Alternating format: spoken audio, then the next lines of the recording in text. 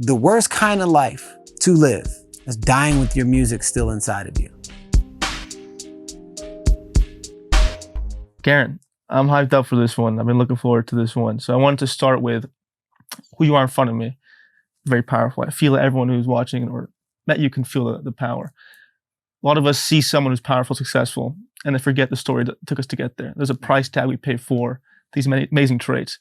What were some of the most expensive price tags you had to pay to become the man you are today? I say one of the biggest ones is learning how to respect and honor women for who they are, and not who my dad saw them as. You know, my dad was an extraordinary man who was deeply hurt on the inside. He was murdered when I was 12 years old, but I saw women through my dad's eyes. And when I learned how to see women through my daughter's eyes and like respect and honor them in a way where it's like everywhere, every time they go out, it's like sleazy people trying to like get in their pants. So they literally got to build this protective wall. And the reason why I say it's one of the biggest things is because I was the guy that slept around with all the women and was going to different nightclubs every single night, cheating on every single woman. But one of my biggest breakthroughs is when I didn't have a relationship with my first daughter. I have a daughter who's 21 now. And I did this 5-day silent retreat. And by the time I was done, a guy came up to me. He was like, "You're a good looking guy. Safe to say you can get any girl you want." I was like, "Yeah." He said, "Get a date with your daughter." And I didn't have a relationship with my daughter. And I was like, damn, I've never pursued her. Well, what would women want? They want to be seen, heard, acknowledged, and feel safe. I never even treated my mom like that. So inside of that paradigm shift, I went from this, I hope she sees that I changed, to I am the most powerful representation of who my daughter will marry one day. And though I didn't have an example, just by claiming that, it start having me see things different and treating women different. And the reason why I say it was one of the breakthroughs, it's because now I know how to create deep, safe space when it comes to business. And 94% of my audience is powerful, driven women. I am in a committed relationship of almost 5 years. We have a baby together. I have a better relationship with my mom. And some of my greatest transformations throughout my entire life, including teachers, came at the love and nurturing of a woman that I never learned how to respect. Mm-hmm. So that was one huge breakthrough. The next one was in 2011, I was roughly $250,000 in debt, hadn't paid my taxes in over, it was at 9 or 10 years, but they can't get you past 7 or 8, which I've found out once I went to go pay everything. But I was $250,000 in debt, lived in my car for 2.5 years, ex-convict, didn't have a relationship with my daughter. My girlfriend had broken up with me because I couldn't get my life together. So I was like in the depths of my life. And then one day, I just screamed out. It was like, I'm trying to fight the ocean. You can't fight the ocean. Mm-hmm. And so I'm trying to fight the ocean of my life. And then one day I was just like, okay, I'm tired of fighting. I don't want to fight anymore. I want to be healthy. I want to be happy. I want to be surrounded by nothing but positive people. I just want to inspire people. And I want to make a bunch of money, but I want the money to represent something that I passionately believe in that I would do for free. So to close it out, that one statement I was calling out. You know, I have a powerful relationship with God, but I didn't even know I was talking to God at that time. It was just me just yelling. And a week later, I'm at the gas station and a homeless guy asked me for money. And I said, "You have more money than me." And he said, "Change your mindset, change your life." And I had never heard words that vibrated my whole soul. It like created a conscious interrupt and made me think about my entire life is what I'm thinking. The reason why my life is the way that it is. So if I do different with the same circumstance, my life will change. 12 years later, every single time I don't feel like doing something, I stop, I take a breath, and I've trained myself to do the opposite. That's what led me to reading all these books, just doing all the deep work that I've done, the healing that I've done. That's what led me to go to seminars and 5 days in the dark, 10 days silence, and all these different modalities that allowed me to learn more about myself and how I could deepen my heart with a deep desire to learn how to love myself and be loved. Mm-hmm. Before we unpack everything you just said, I'd love to start because it's a lot. Yeah, let's start with the first part. I think this time right now in reality, most men treat women terribly in the sense that most of us watch porn. We're seeing women in a way that's, degrading and just seeing them as an object. I've been there myself. Yep. I'm curious, in your journey, what did it take for you to have that shift mentally? And what can men do who are in that space, who view women in that degrading way, to see them in the correct way, which is, I hope you can explain what is that way we can view women that is healthy. So one thing I'm going to share, and I'm going to share a context that leads up to the question that you asked. Mm-hmm. A couple years ago, my face was the size of Thanos's from Avengers. And it was the most excruciating pain I ever had in my life. And when I went to the dentist, they said, well, we can't see you because it's too deep. You need to go see a specialist. So I went to the specialist and they said, you need to get a root canal. And I said, I already have a root canal here. I got one 15 years ago. And they said, well, whoever originally did the root canal didn't get it all the way to the root. So you have 15 years worth of infections that is showing up on the surface. They had to sew half of my jaw open, and I could, even with anesthesia, I could feel the pain. But that gave me the biggest epiphany of my life. You can either focus on the surface or you can focus on the root. Mm-hmm. I don't blame men for, in the depths of what it means to actually be a man, not knowing. It's because at the root of man is intoxicated. And that birthed this continuum of the unhealthy masculine, or just the unconscious masculine. You're a man because you were born into this man body and all these different things, but I feel there's different protocols to understanding what's naturally inside of you and learning how to harness it. And so I don't fault man, just like I don't fault woman and I don't fault being. What I do fault is the system. It's the system. You don't change the person, you change the system. And whatever the system is what's giving birth to the next layer of learning and understanding and things like that. We didn't change the top layer of my tooth. We went to the root and we changed the system that's holding the tooth. And so therefore, the space that it's in, there's no more rotten there. And I think at the core of humanity, there's a lot of things that were never really handled at the core. Same things that happen in our government, in our school system. At the system, it's rotten. And I think that a deep sense of compassion, patience, empathy, and more examples who are willing to be verbal about it.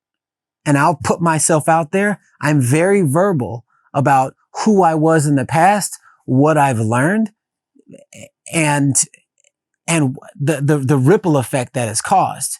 So for me, some things that I did was to seek out men who were living a life that I wanted. Well-respected men, people who understood business, who had just a respect in the community, fathers, people who are, I'm talking about hands-on. I'm not talking about you have a baby and you don't talk to them ever and you just leave all the duties to the wife. I'm talking about hands-on while having a big business. I didn't see all of that in a single person. So I had to, it's like a transformer, pick apart different pieces from other different men. And I think that when I found a few good men that were modeling life in a way that I would like to live my life, I started reading the books that they read. I started trying to move how they move, because people don't do what you say. They do what they see, and they respond to how they feel. So I like to be, especially in Austin, a pillar of an example of a father who is living in integrity, being responsible with his duties, protecting him and providing for his family. And when my wife's not around, you see how I honor her through my presence. And if girls come up, you can, it happens all the time. They test it. They test the waters. And when thank you so much, because I've had other women come up to me. My wife was out of town and they're like, thank you. I'm like, for what? For showing me what it looks like. What do you mean? Oftentimes when I go to these parties, I'll see these happily married men going and doing all this stuff when their wife isn't around. This is the first time in my life I've seen somebody that looks like you remain integrity and honor their woman by really being protective of the energy while being respectful and loving and engaging. Mm-hmm. Tying this back to your journey, at the point where you were trying to shift everything, there was this willingness in you to change. Yeah. When you're saying now there's this mass willingness to be different, how can most people are just stuck in that space of taking that leap of being different? So I'm going to get to that. So the thing that happened to me, it's either you are willing to change, or it's some unforeseen thing just knocks you on your ass and really makes you think about life. That's what happened to me with my daughter. Mm-hmm. Like, she wouldn't talk to me. And I'm like, damn. It's like, no matter how much money I make, she doesn't care. No matter how many millions of people I inspire, she doesn't care. And I just it's like I'm knocking on the door, knocking. I wanted that relationship so bad. So I started doing all of this emotional intelligence work to learn about myself with the intention of being the kind of person that my daughter could trust, not knowing everything that was going to come with it. So when I was doing all the emotional intelligence work, the deepening of the heart processes, the silent retreats, all of the different modalities, yes, my life was changing, but the drive wasn't to change my life. The drive was to become the kind of person that my daughter would trust, because I deeply wanted a relationship with her. But when I said, because if you say I am, that is the power of creation. So any word after I am is shaping and creating your life. I am stupid. I am slow. I'm always late. I'm ugly. I'm fat. I'm wealthy beyond means. Anything that you continuously give that energy to, all you have to do is look at the remnants of your life, and you will see the cousin of either death or the cousin of joy or abundance, based off of who you see in the mirror when the truth shows up and nobody's around. So when I said, I am the most powerful representation of who my daughter will marry one day, I just kept saying it over and over and over. And the next thing you know, I was like saying things different. Within 2 months, my daughter was like, Daddy, you're different. And I didn't know what she was talking about. All I know is I just kept saying this mantra over. Mm-hmm. I am the most powerful representation of who my daughter will marry one day. So for any fathers out there, that is something you can do. Or if you have a son, I am the most powerful representation that, of that can model the kind of man that I want my son to be. Mm-hmm. And the kind of person that won't be the last to be picked when it comes to being married and having a family. And if you don't have no kids, this is where you get to use the most powerful nation in the world, the imagination, and say, I am the most powerful representation of who my future kids will marry one day, or my future daughter. You know, if you really start playing with that, it's like, well, how would I show up? How would I be at a party? How would I respect and honor people? And I don't, I'm not so rigid on it. This is just where I'm at in my 44 years around the sun. But I would start by calling yourself something different instead of going into these little dark corners of your mind, and it's like hiding from yourself. It's acknowledging what's there. Like when I acknowledged, I have an addiction to sex. Mm-hmm. I have an addiction to trying to cut corners. You don't move forward without acknowledging it. So I allowed my body to process all of the shame and the guilt. And ultimately, I wanted a deeper relationship with my mom, mm-hmm. not knowing that what was driving all of that. And so why not just go to the source? So I pursued a relationship with my mom. Interesting how the drive to go and fill this empty well was no longer there. And so I would say, find out where that drive comes from.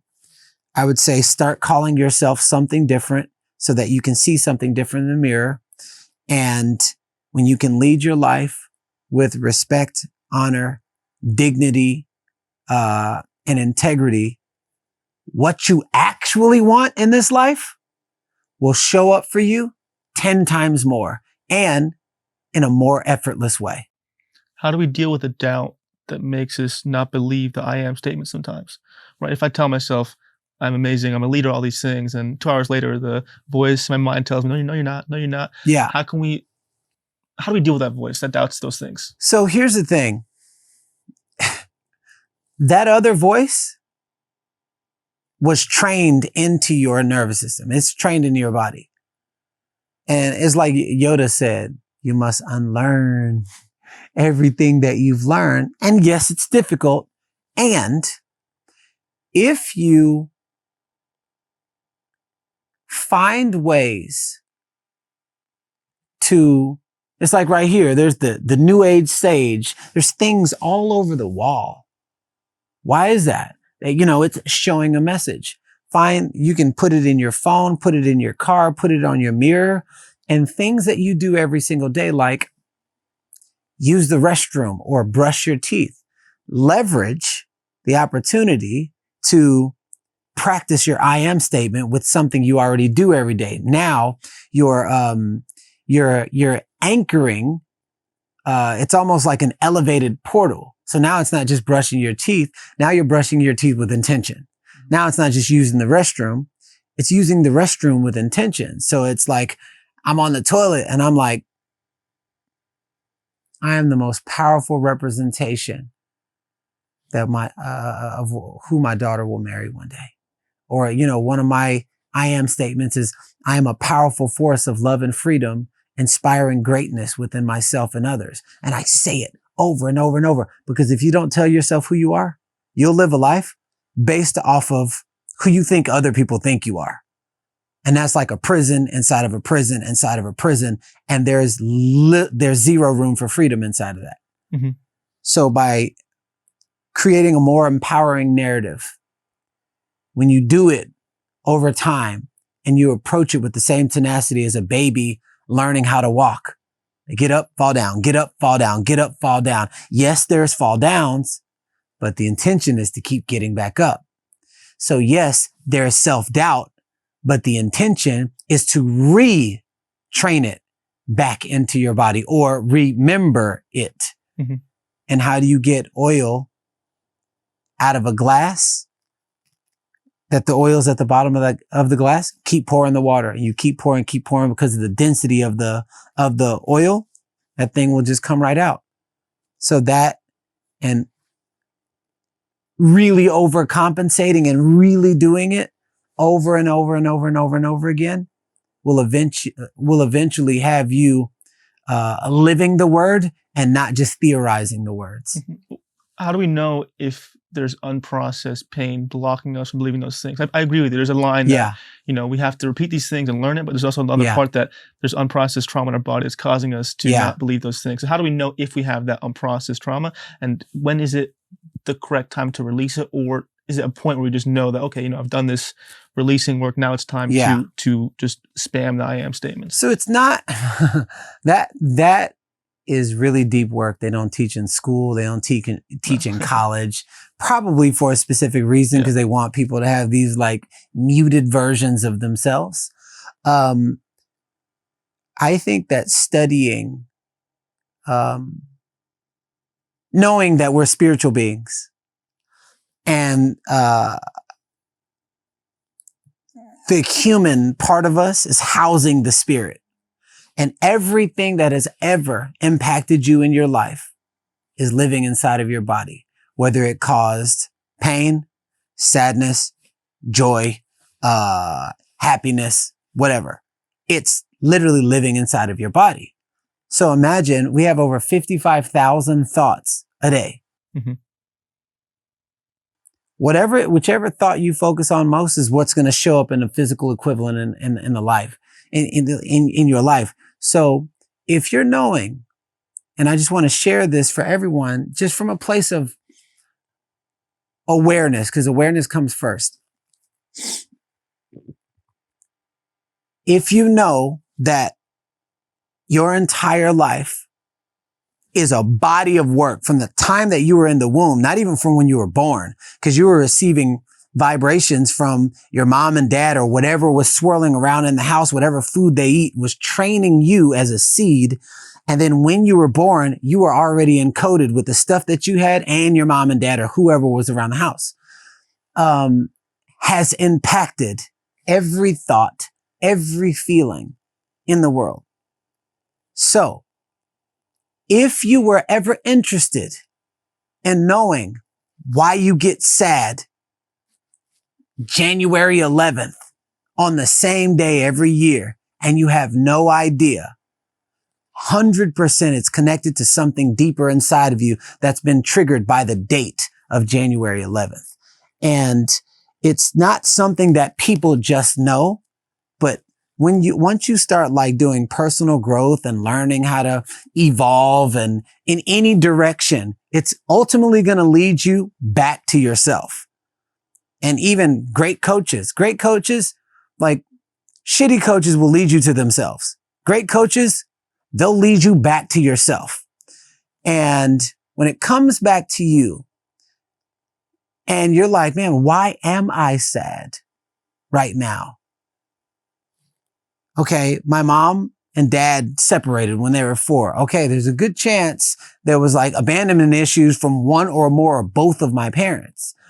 And I think that when you start doing this deep work or caring enough to learn more about yourself, it's going to lead you to some places that might seem scary, to some places that are underneath the numbing, and above the numbing is the alcohol that you drink or the porn that you watch or the overworking. So you got all this money and you got all this other stuff, but that is the mask to hide from who you don't even want to look at in the mirror. So if you have anything around there, there's a good chance somewhere in your childhood, something happened, you were bullied, your dad didn't give you the attention that you wanted. So you're like, I'll show you. Can you see me? Can you see me now? Can you see me now? And then all of a sudden, 40 years later, you're the CEO of a major billion-dollar company. And deep down inside, it's being run by the little 5-year-old that just wants to be seen by his dad. But deep down inside, it's an inauthentic energy. So because it's inauthentic, anything that's out of alignment with nature will cause chaos, sadness, you to want to turn to the bottle, the drugs, the porn, or any of those things. So, you asked the question, but it's very complex. It's not an easy question. Mm-hmm. But for practicalities, just know that everything that's ever occurred in your life, in your childhood, has impacted you in one way or another. And if you want to learn why certain things make you so happy, certain things make you so mad, rageful, sad, physically hit someone, I can almost guarantee it is connected to something you saw, felt, experienced from your childhood. And I have this saying that says, adults are deteriorated children. So while you're focusing on all this stuff on the surface, kind of like my tooth, they're like, no, you got to go see a specialist because it's so deep. Well, you find out more about yourself. Mm-hmm. I was wondering why I will always procrastinate. Procrastination. I don't want to go. I don't want to go. I feel like I can get anywhere in the world in 30 minutes. And it's even coming here. I was like 6 minutes late, but in my head, there's something wired inside. I'm like, where does that come from? When I was 4 years old, my parents were separating and I remember the day and my mom goes, pick which parent you want to go with. And I remember saying, I don't want to choose. I don't want to go. I don't want to go. She says, you have 30 minutes to pack your bags and pick which parent you want to go with. Fast forward. Why do I feel like I can get anywhere in the world in 30 minutes?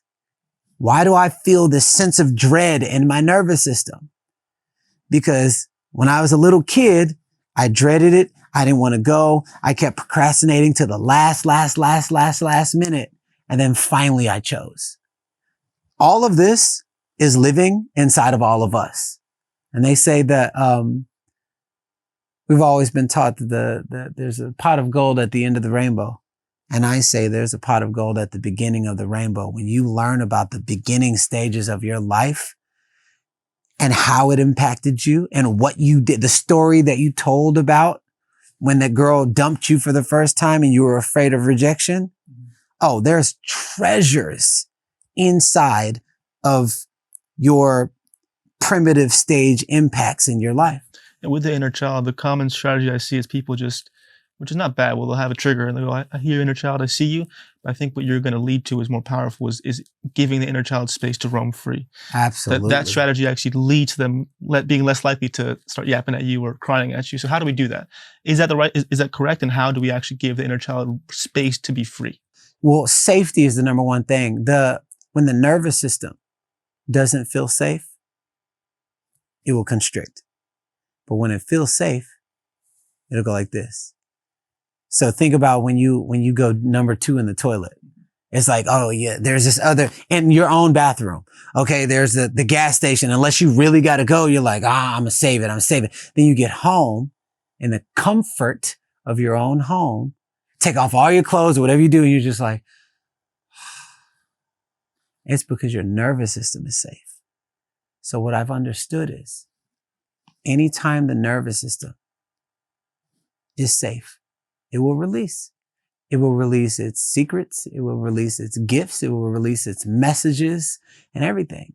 So there are the world's greatest gifts never to be released, because inside of me, you, and all of us is a nervous system that doesn't feel safe. And so inside of containers, like I have a retreat called Awaken the Artist Within. The artist is the little kid who remembers. And it's been said that the containers that we create are some of the safest containers ever. There's none of this leaky energy. Nobody's trying to sleep with each other. Actually, if that happens, you get kicked out and you can't come back. You know what I'm saying? So my staff is so clear. No one can pursue anybody and no one can do this cross-line stuff for a month after the event. So it is so super tight.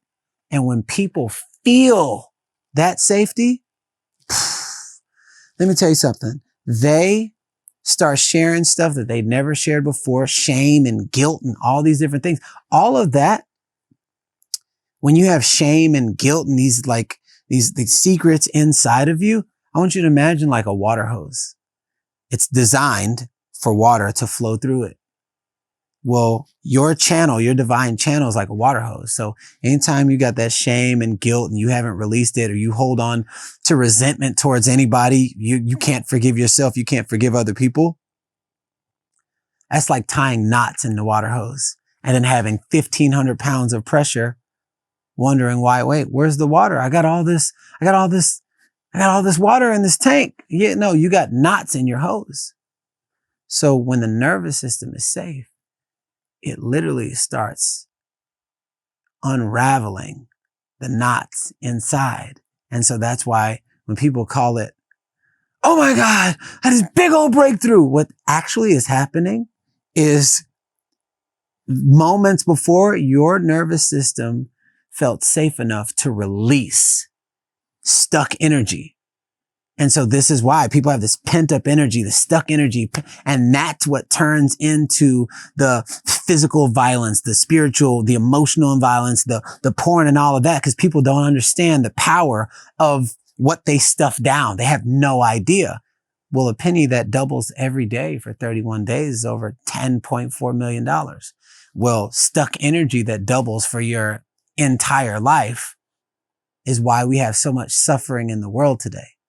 So teaching people things like forgiveness practices and letting go of resentment. Like I forgave a family member who molested me when I was 13 years old and I let go of the resentment. And it's not a one-time thing.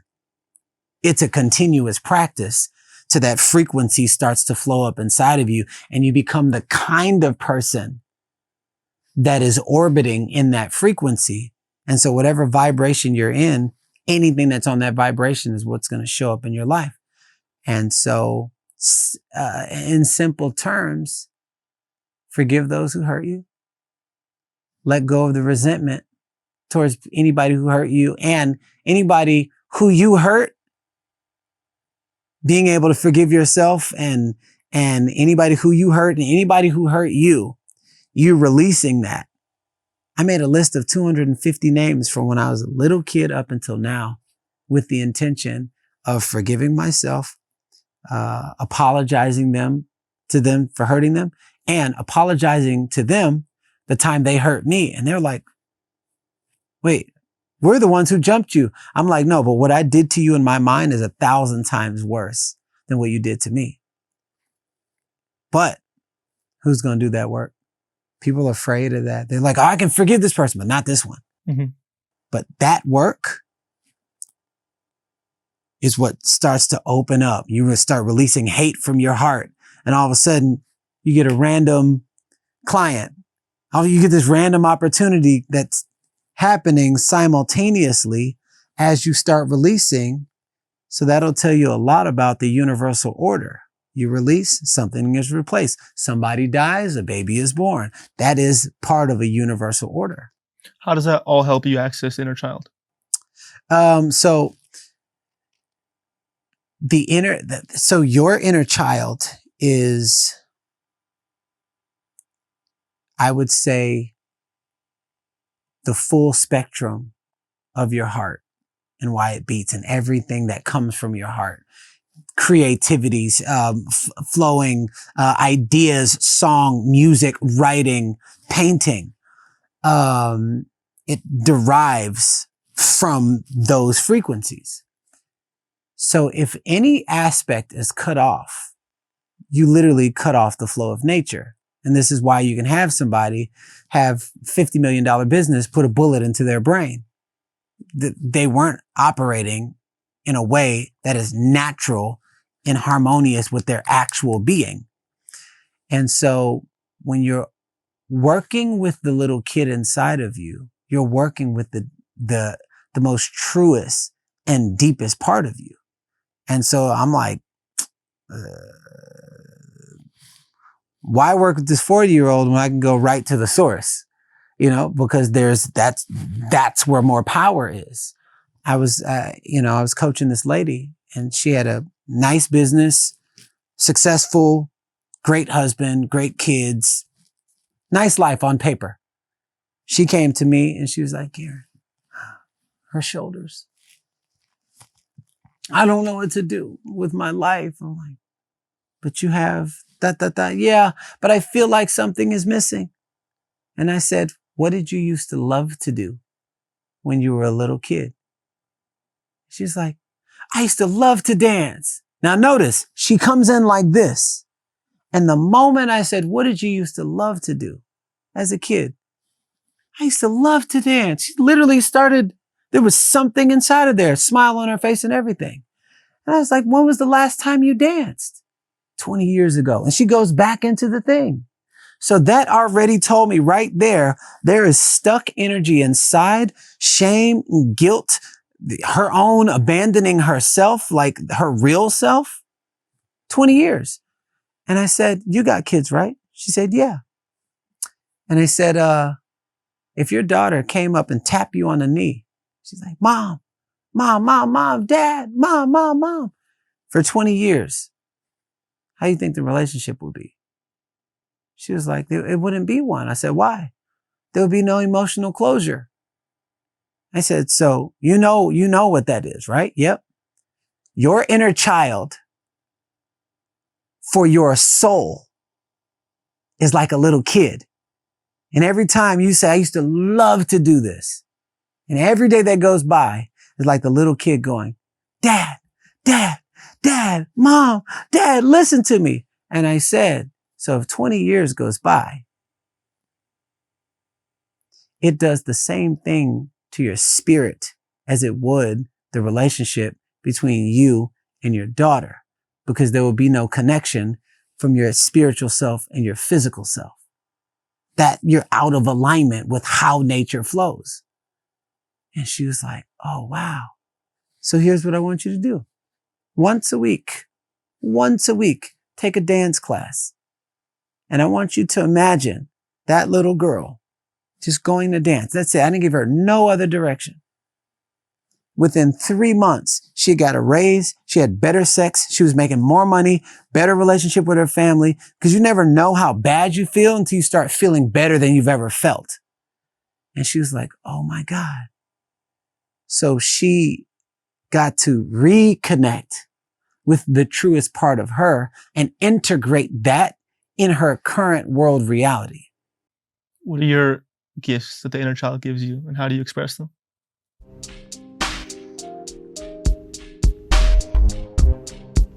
I'm going to give you a break to digest all this amazing information.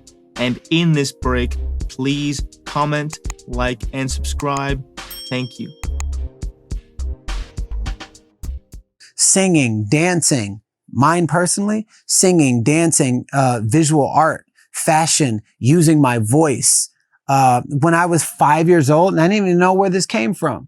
It would be two people fighting, and I'd feel this like hot feeling in my stomach, and I'd go up and I'd say these things, and all of a sudden, good things would happen. It's like every time I'd feel that heat in my stomach and I'd say something, good things would happen.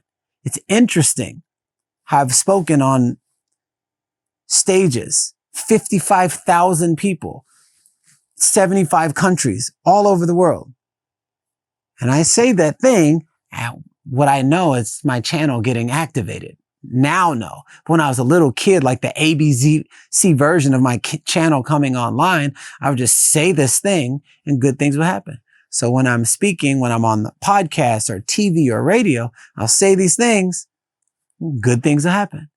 And I keep it as simple as that. I'm sure there's a very scientific way to share what I'm sharing. But I didn't know really the power of sharing my own personal testimony and being vulnerable and sharing my story until 2013. I was like, you think you know me? You have no idea. You know what I've showed you. But here's what it really is. Right now, I'm $200,000 in debt, living in my car, cheated on every girlfriend I ever had. It was basic me just being free with what it really is. Things that not even my mom knew. First message I got from somebody, thank you for your strength.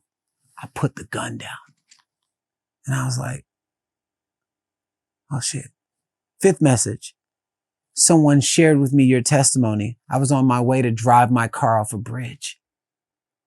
And I was like, oh shit, my story matters. My story just saved somebody's life.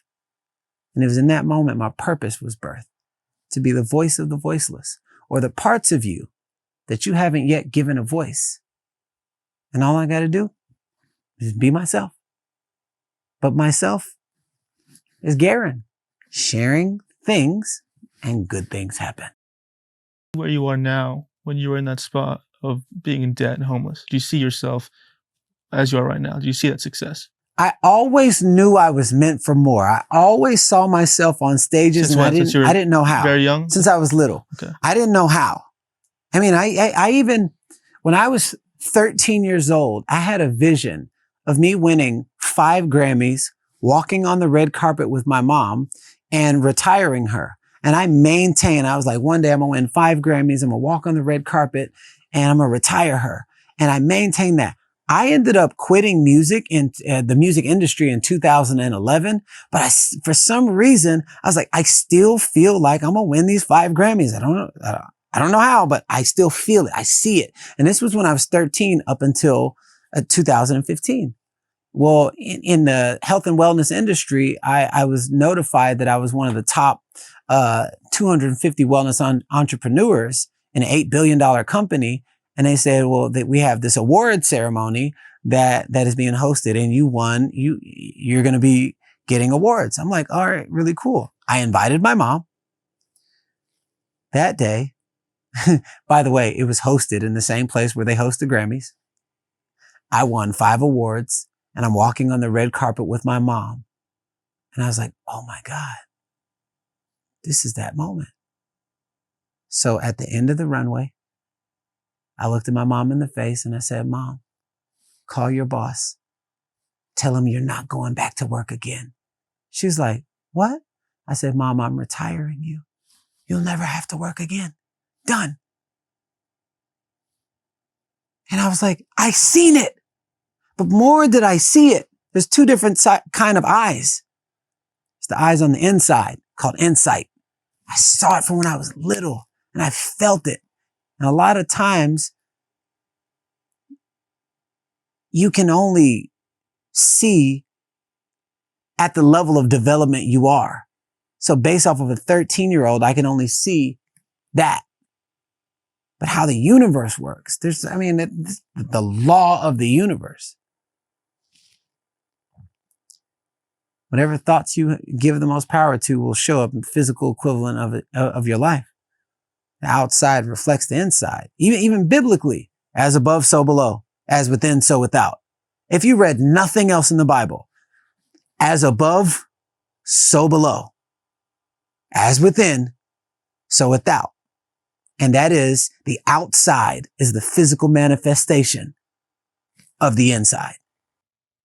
When the thing that's most inspiring to me, that most people miss out on when they're seeing someone successful, is that you believed in yourself when all the evidence showed otherwise. Yeah. You were in that spot with nothing and you still felt that way. How the fuck is that possible? Because I think, I'm with you, I agree with you, I've been there. How can we feel that reality in our bodies and then believe it fully when everything in front of us right now in the present moment physically isn't matching that? How can we believe that reality in the present moment? It's actually backwards. You don't, it's like, you said, feel it, and so we can believe it. No, you believe it, and that will conjure up the feeling. Okay. So you got to think about a snake charmer. It's playing this music. All of a sudden the snake comes up because it's doing something to it. To believe is to see yourself. It's it's like the projection of yourself. It's like to believe in myself. Like, I know that I am capable of more. When I was a little kid, all of us, when we were like 4, 5 years old, I've never seen one 4 or 5-year-old that didn't believe in themselves. I can do that. I want to do that. I want to be the president of the United States. I want to be a rock star. But again, adults are deteriorated children. When you forget what you originally believed, that's why I say, I feel the original abandonment was actually you abandoning your original love, the things that you always wanted to do when you were a little kid. And that sets forth these feelings of abandonment issues, and we blame it on our mom and our dad. And it's like, oh, let's connect the dots looking backwards. What are you not doing that is not bringing you internal freedom? And I feel like, a friend of mine said that truth vibrates to love's tempo. And I was like, shit, I could feel that in my spirit right now. And I feel like when you tap into your innate love, there is an essence of freedom and there is an essence of truth that just lives there, just waiting for you to come back home to it. And I never stopped believing that I was going to be a superhero. I just never stopped. I always said, I want to be stronger than the average man, have abs like an action figure, save and change lives all over the world. I never stopped. So when y'all are seeing me all over the world, saving and changing lives, you're like, how does he have that so much energy and he can just keep going and going and going? No. What I feel is little Garrain doing what he always wanted to do, going all over the world, saving and changing lives, and I got abs like an action figure. So it's me in my natural state. When you practice being who you really are in your authentic self, which I feel authenticity is one of the highest vibrations in the world. When you are in your authentic self and it's embodied and lived, it's embodied and lived. I feel that the ripple effect of that is confidence. The ripple effect of that is faith. I feel like so I always remembered I want to be a superhero and I'm practicing life is hard, but I always want to be a superhero. So I always did things from what I always wanted to do. And so now it's just more integrated. It's just been more and more and more integrated as years go along. And I think that anything that you practice, you'll get good at, even when you're unconsciously being insecure or hateful or hurting people. Bruce Lee says, you practice, there's like you practice 1,000 kicks. But if you practice one kick 1,000 times, then you'll become masterful. So when you approach anything, including yourself, with that one kick 1,000 times philosophy, then you'll be a further integrated person than most people who are walking around having no clue, being swayed by the media, being swayed by dates on a calendar. It's like, oh, happy Valentine's Day. I'm about to do all these things for my spouse. Man, you could have done that shit like a week ago. You know what I'm saying? That means you're controlled by time. You're controlled by dates.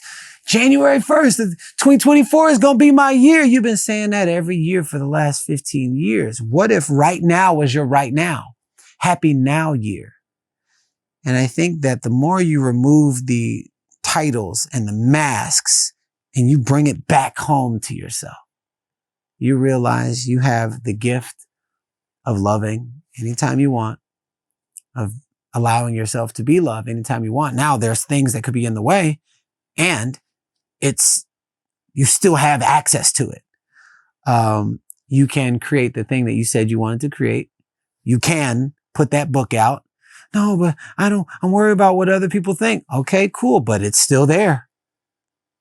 But the worst kind of life to live is dying with your music still inside of you.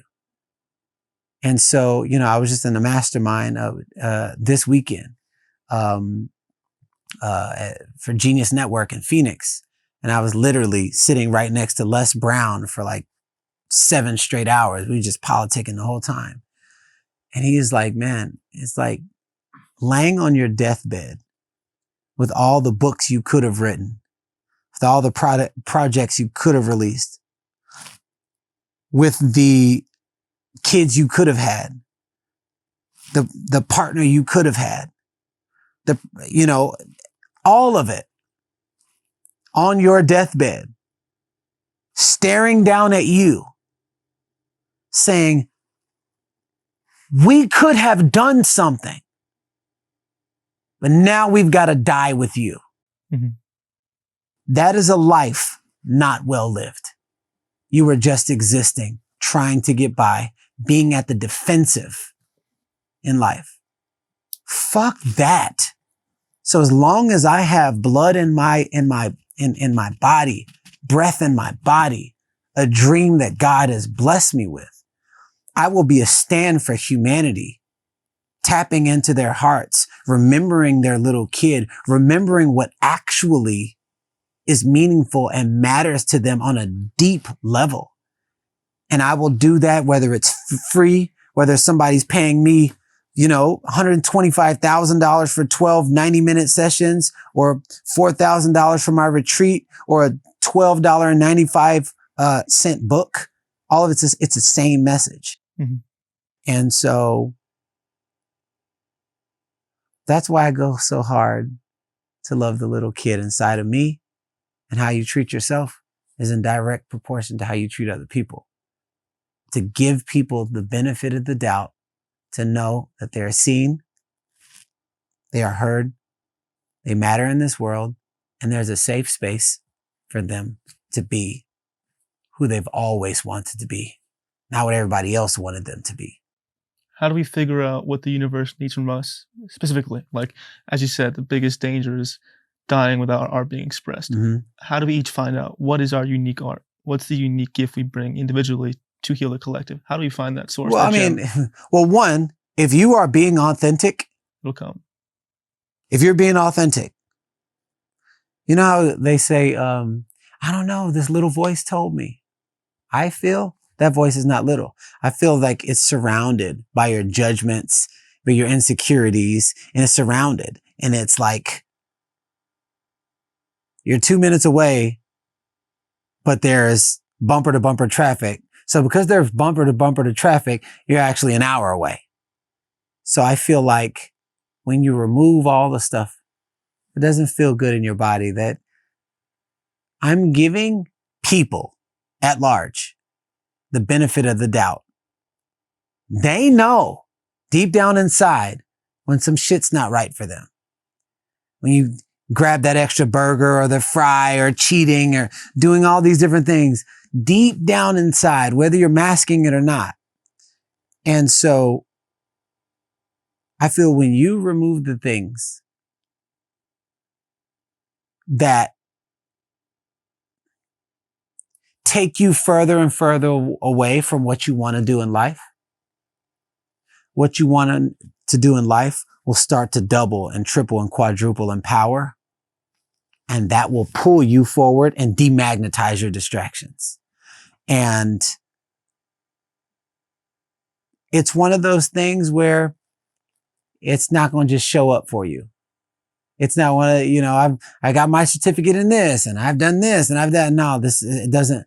It's one of those things where the only way out is through. In our world right now, you can clearly see as soon as you turn on the TV, more suffering and more suffering and more suffering and more suffering. Why are they suffering? Everybody's focused on the surface. They don't want to talk about the real shit. What's really going on? There's a hurt little child that doesn't feel seen and heard. Somebody took their toys. It's over and over and over and over and over again. And when we learn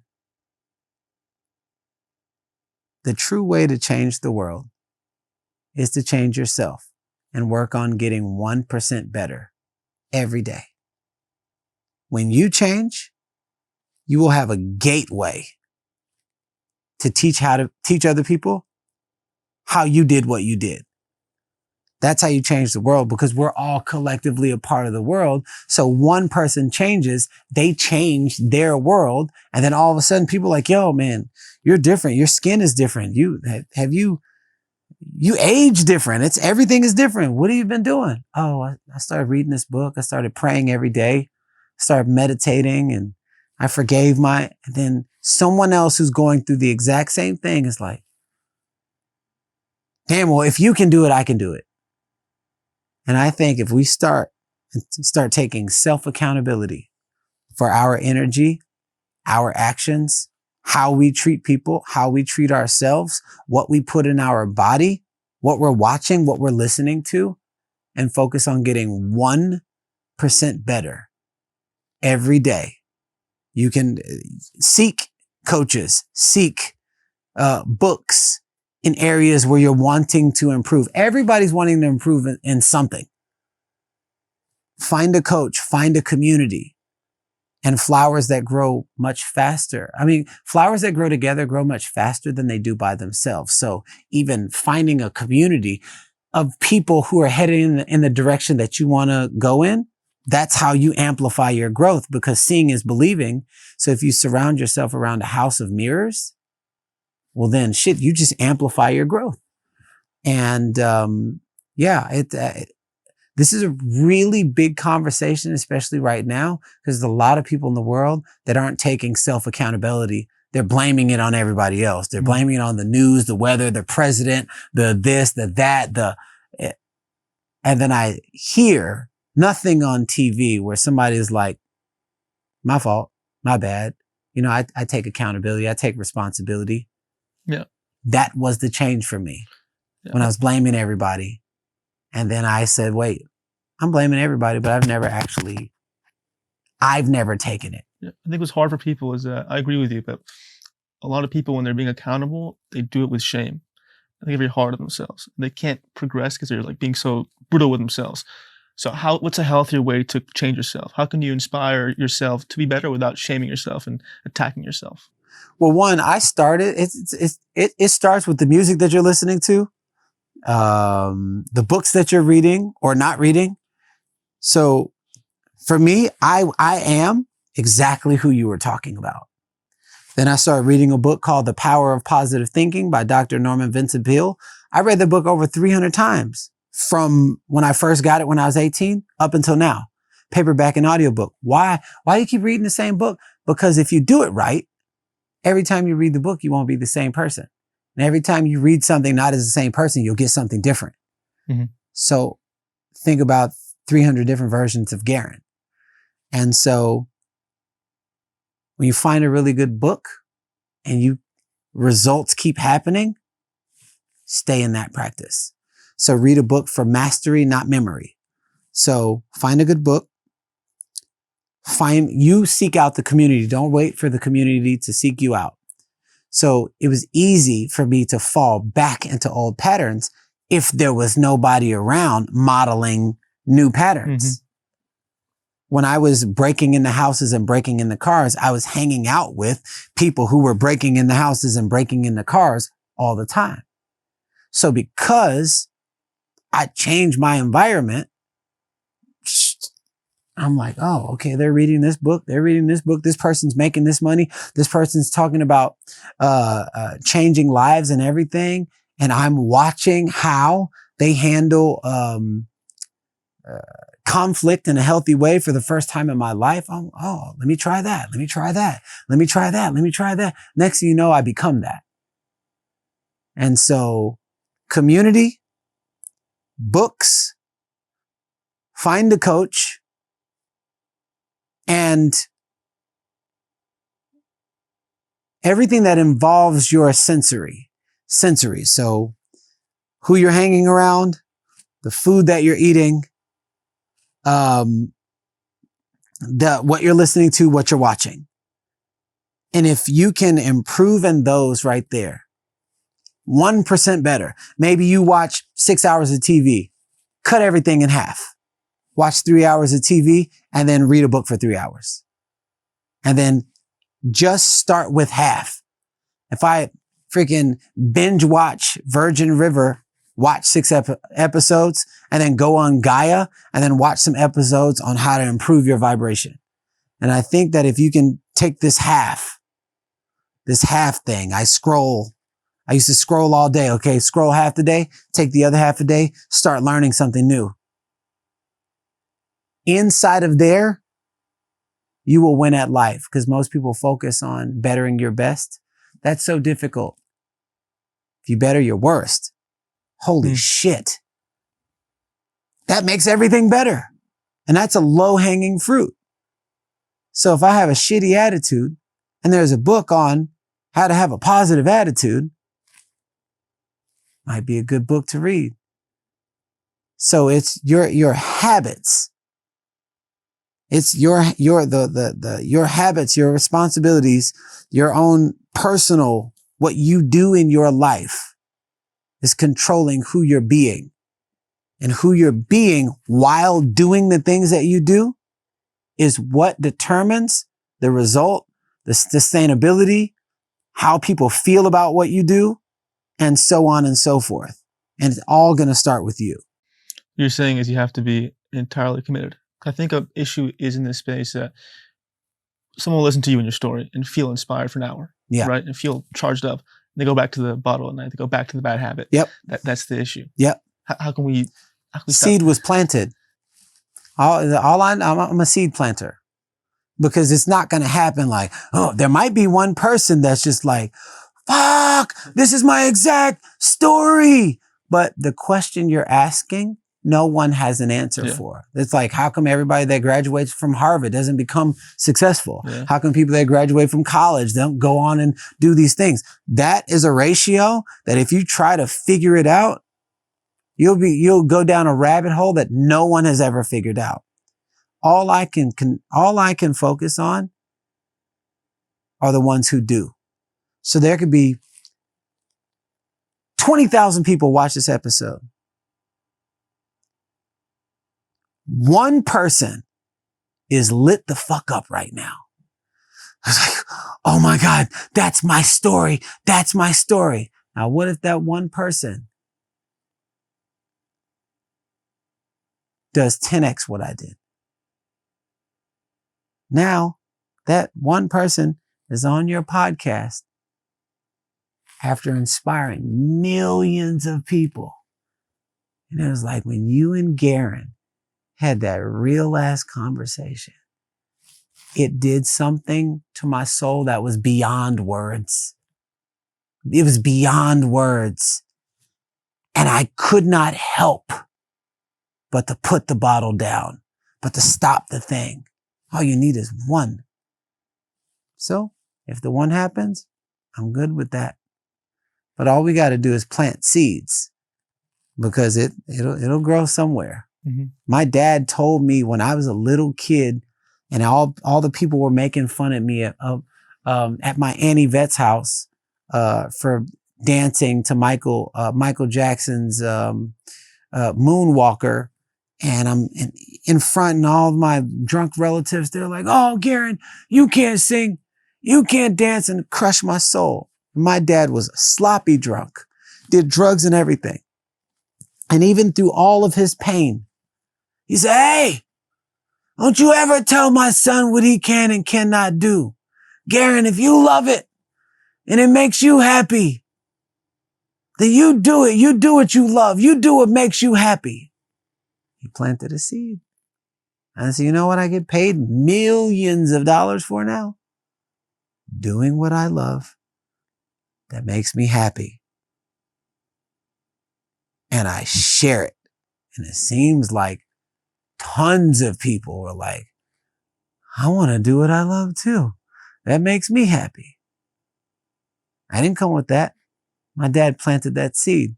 So somebody that's out in that audience right now, they're like, they might learn something else in this 6 weeks course, but the seed was planted here with us. How do you water the seed to benefit us? You keep listening to these podcasts.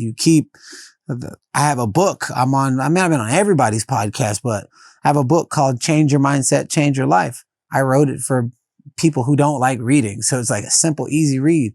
That book has sold almost 300 copies, with no publisher, and so obviously the people want it. So you get into the work by pursuing. Like, how does a mom who's never had a baby before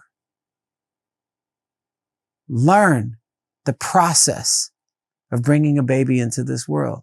She starts taking classes. She starts learning about baby names. She starts learning about how to hold her body, how to breathe. I went to all the classes with my wife and I'm like, oh, this is a whole nother world. I was like, well, now I know how to hold for my wife instead of being oblivious. And so when you want something bad enough, you'll figure it out. So I encourage someone, if you're looking to rediscover joy inside of you, if you're looking to build radical confidence so that even if you're not a speaker or a singer, you can speak and sing in front of any crowd, anytime you want, no matter who's there. It's the level of confidence. You can put out the projects you want to put out. You can write the book that you want to write and all. But if that's something you really want to do, learn more about it. Don't focus on talent. Focus on developing your skill, mastering your craft. And then little by little, that level of confidence, it's nature. If I take a breath, it's nature for me to bring it out, breathe it out. So if you're doing the work, you naturally start building confidence. You naturally start sharing it because it's, you know, if you're dying of oxygen right now, and I got access to oxygen bags, am I just going to be like, watch you die, knowing that I could actually support you? No, I can't help but to share it. So I look at the work that I do being oxygen for a suffocated nervous system. For people who are suffocating in their internally.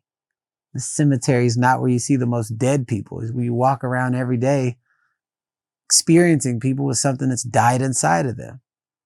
All right, well, cool. I got lifelines here. So I sell lifelines, even if people don't even realize it's a lifeline. The longevity of your life. How do we deal with the bad seeds? Is it a matter of, let's say, a seed of victimhood or aggression or anger? Yeah. Is it a matter of just focusing on planting, on growing the good ones? Is it just killing the bad weeds? What's the strategy for dealing with the bad seeds? So say, for instance, I'm suffering with a lack of trust. Where'd that come from? My earliest memory of feeling betrayed. So when I was 12 years old and Dodge Neons like first came out, I was like, oh my God, I'm going to get that car. And I'm like, lemonade stand, I'm selling candy and everything. So I saved up. I could never save my money. And I finally saved up and I put all my money in the bottom drawer. And then one day I came home and it's gone. And my brother stole my money. And I never felt more betrayed in my life. And when I got older, I was wondering why I could never save money. It's because I didn't trust because someone betrayed me. So here's what I did. I called my brother after a workshop that I was doing. I was like, Anthony, I just want to apologize. He was like, for what? He was like, the resentment that I held towards you when that money was taken out of my drawer. I just want to apologize. He's like, why are you apologizing? I was like, and I held a lot of resentment and I don't want anything in the way of our relationship. So I'm creating the possibility for us to have an extraordinary brotherhood with nothing in the way. And he was like, you got to be fucking kidding me. Mind you, this is when I was 12. He mentions nothing about this. And this, what I'm about to share with you is like 6 years ago. He's like, man, you got to be fucking kidding me. I'm like, what? He's like, I just sent you the money and I was going to surprise you. So interesting how the world works, where I'm intentional with freeing myself. And then I create open dialogue from a place of neutrality, not blaming him, but just saying, I'm taking responsibility for my own energy directed towards you. Mm-hmm. And after all these years, I didn't even know 2 days before he had sent me the money. And that's how it works. It's a beyond, it's not like we're taught to read linearly in the Western culture. This is beyond the way we're taught. So when you start understanding, paying attention to signs and pattern recognition, even the Bible, most of us in the Western culture, we read the word as like, we see the rock and this and that, but you can't truly get everything that's actually meant from the Bible because it was written in a part of the world that wasn't written literally. It's all symbolism. And so when you start understanding and seeing these symbols of life that'll show up, like, oh my goodness, I love this song on the radio. You turn the song, same song. And all of a sudden you get to the stoplight. Somebody's walking across the street with the message of the title of the song. Something's trying to get your attention. Then you go to the doctor's office, you get to the doctor, and then the singer of the song is there. There is a message for you clearly in that title. So you start thinking, what is it about this title? And you're like, oh my goodness, this was the song that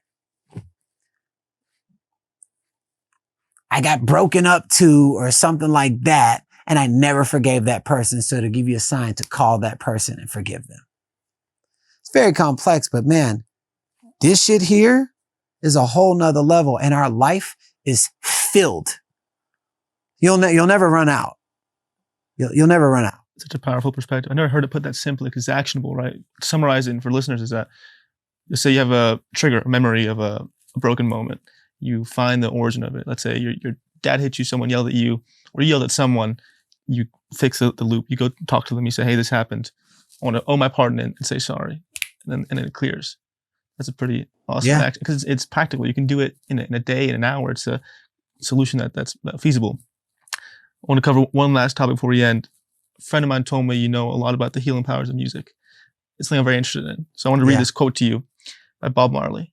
One good thing about music, when it hits you, you feel no pain. Why is that true? Well, music is think in terms of frequency, energy, and vibration. It's not music in general, it's just certain sounds. And you think about the power of music. So say, for instance, a great song.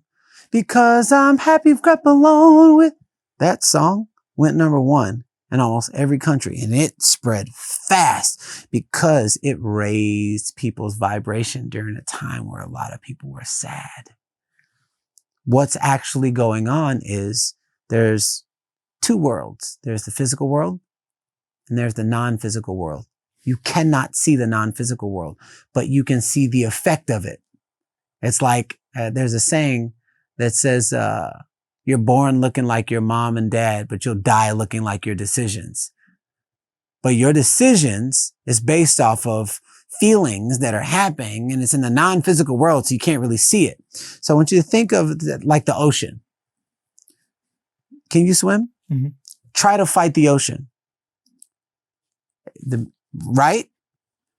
But you can position yourself in the ocean in a specific way with specific strokes that will make you appear to be floating on the water. Your emotions work the exact same way. You try to fight your emotions, you will drown.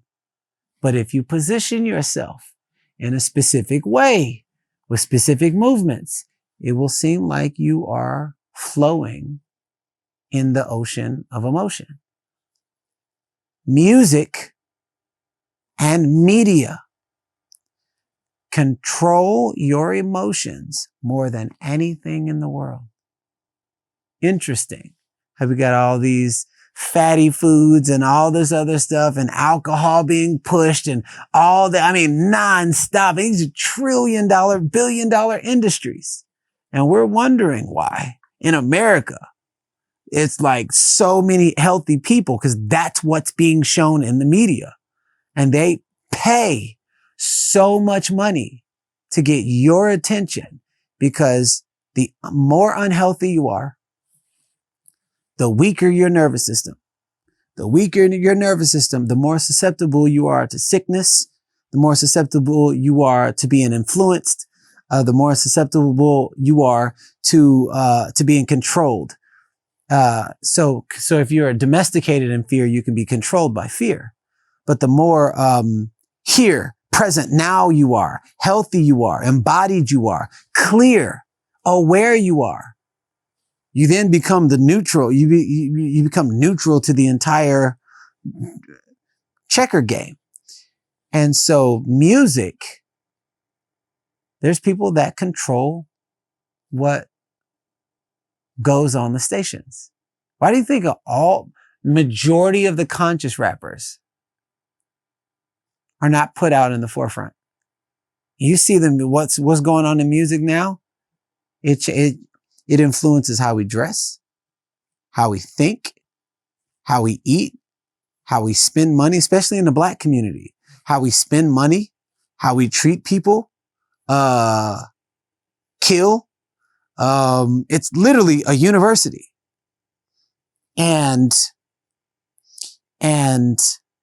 But that's the power of music. Now,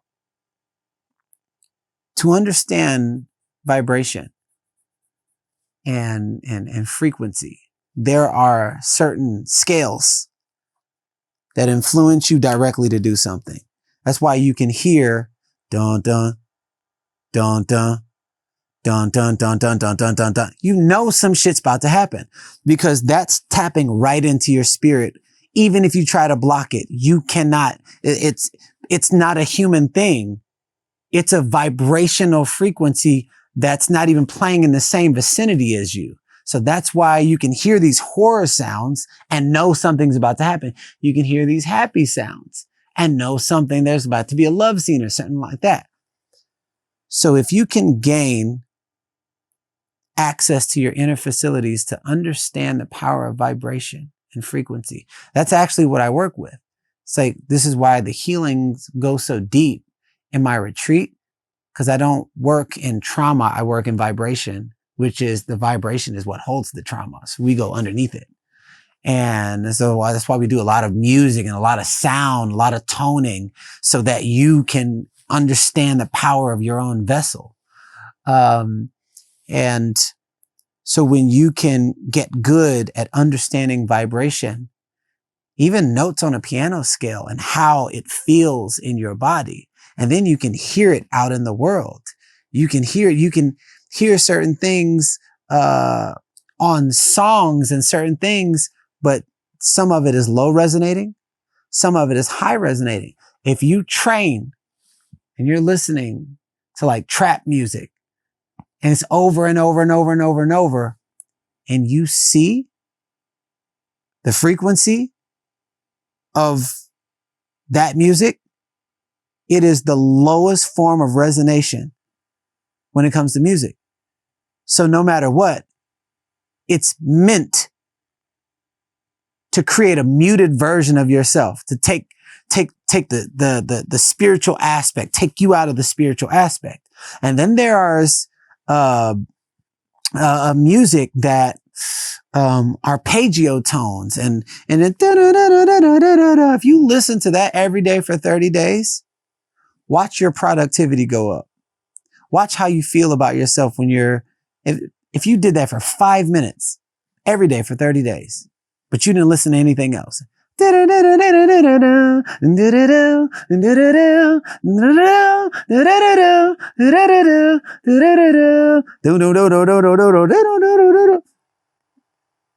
It's a language in itself. So I highly suggest anyone who's listening to this, start learning about the power of vibration and frequency as it pertains to music. And then you can control your own inner dominion instead of being unconsciously controlled by who's trying to control you. What kind of music are you bumping? I don't really. Nothing? I don't, a lot of times I listen to music that has no words, so I can paint my own pictures. And so I'll listen to classical music. I'll listen to occasionally I'll listen to something because I have my daughter and she likes Shawn Mendes. She likes it's a couple of popular people, but the music's got to feel good, and it's got a good feeling to it. So there's not really.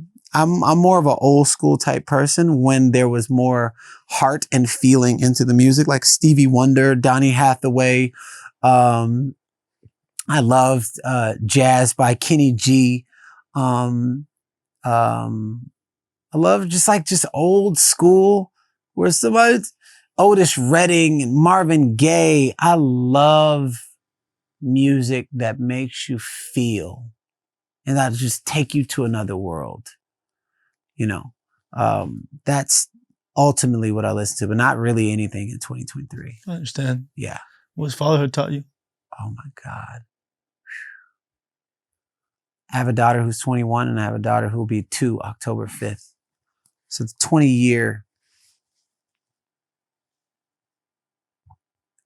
20-year school has taught me how to be a better man, how to be present, how to be responsible, how to live my word, be in integrity, how to protect and provide for my family, how to respect and honor women, how to create a container of safety. Fatherhood, especially with baby Soul, brought me back even deeper to little Garrain. After she was born, that's when I created my company, Artist Power, and we do masterminds and retreats and different beautiful containers. But I say this saying, Blair gave birth to baby Soul and baby Soul gave birth to me. And so I'm learning how to see life as it should be seen, through the innocence, with authenticity, love and compassion, patience, understanding, and noticing the little wins, being a safe space for the tears, and hearing all of baby Soul's 20 different versions of her cries. So fatherhood has brought me into an aspect of life that allows me to deeply appreciate the value, not only the value of women, but the value of mothers. I think that is the most undervalued job in our society. Seeing what Blair does while building her business and supporting me and doing what I'm doing, seeing what she does, that should be the most highest paying job, 100%. And it does not get the value. So it taught me a greater appreciation for all moms that are doing everything they can to provide for their family and their child. I'm going to end on that powerful note. Yeah. It's super powerful. I want to thank you so much for coming on and sharing your wisdom. And just listening to you in myself, I can feel areas I have to work on. So I want to thank you for giving me that accountability. I appreciate it deeply. And can you tell people where they can find you and know your work better? Yeah. So you can go to my website, which is GarrainJones.com. My Instagram is Garrain.Jones. And I have a book called Change Your Mindset, Change Your Life. We have it in English and Spanish. And the audiobook just came out. A couple other books we're currently working on. Won't give out the title yet, but we're working on. And I do extremely powerful retreats that it's ultimately, if you want to create a launching pad for anything that you're doing in life and be surrounded by an epic group of people that can hold space for who you really are designed to be. Playing, jumping, dancing, emotional intelligence, awaken the artist within is something that I would suggest anyone have as a part of supporting their evolution. The next one is October 5th through the 9th in Aspen, Colorado. There will be about 75 people there. So for right now, you can find me all over the world. But if you want to learn deeper and go deeper, you can find me on my website.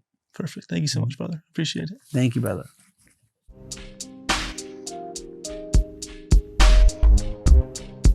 I hope you enjoyed that video.